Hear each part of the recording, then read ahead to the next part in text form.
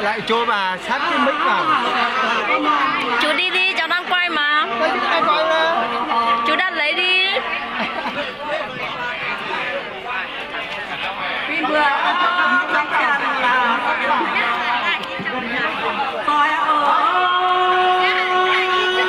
Cháu ngồi đây với nhá.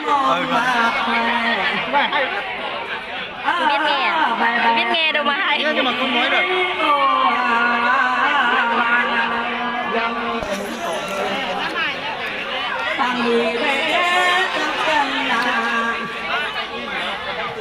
Đấy, đẹp chưa? Không, cháu không đẹp.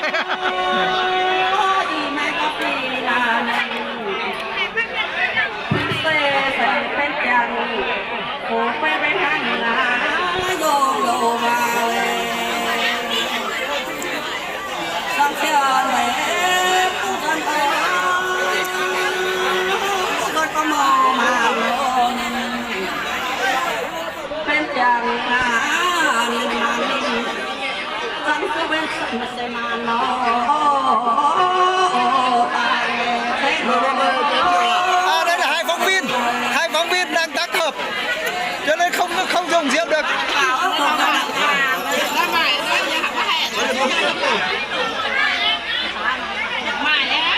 Đây rồi.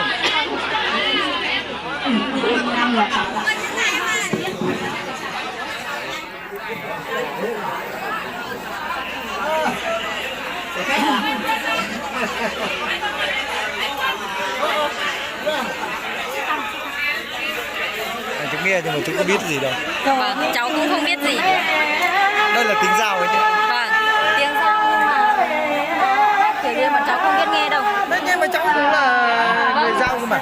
Cháu cũng là người Dao nhưng mà bọn cháu không biết nghe.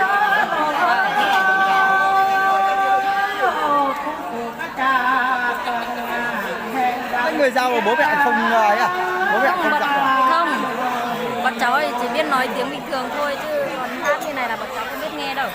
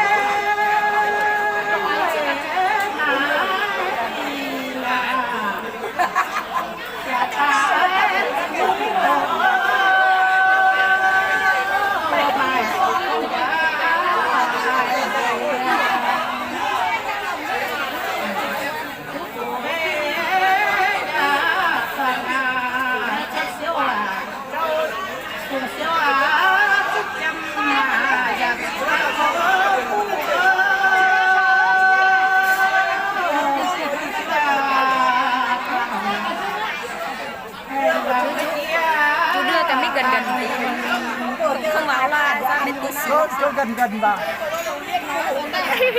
Mic bên kia vẫn có đấy. Cho gần cái mic vào. Đấy, phải to như thế.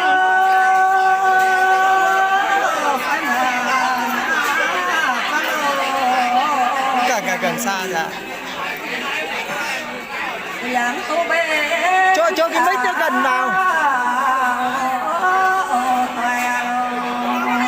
Đấy, rồi. Đấy.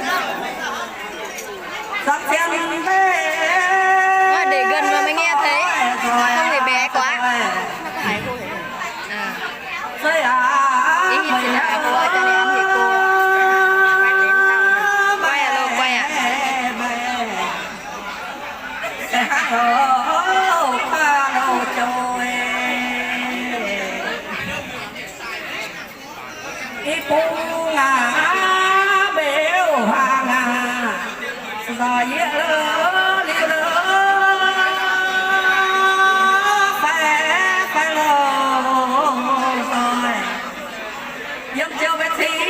cam tiêm mê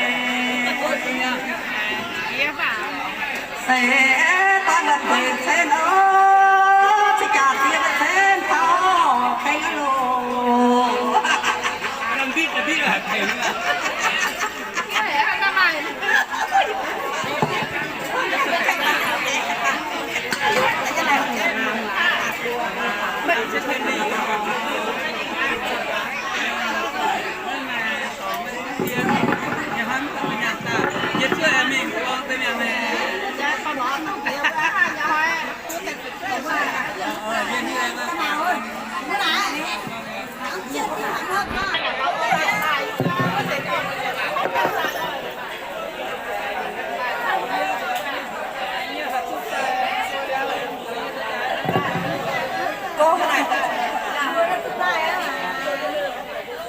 tổ cho bé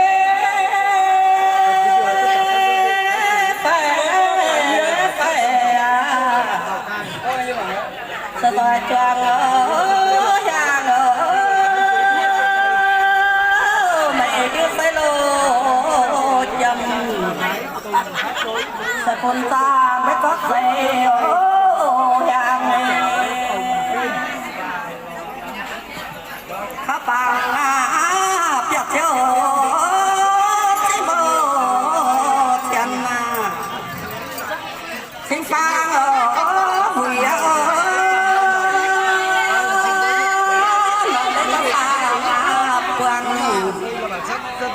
Sơn Nam xía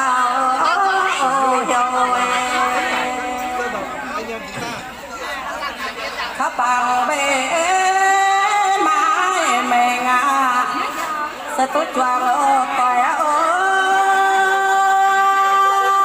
rồi lô rồi quay cháu nào phải giúp cho bé chính cam lô tiêm mê đây là hai bên giữa hai bên mẹ hiếu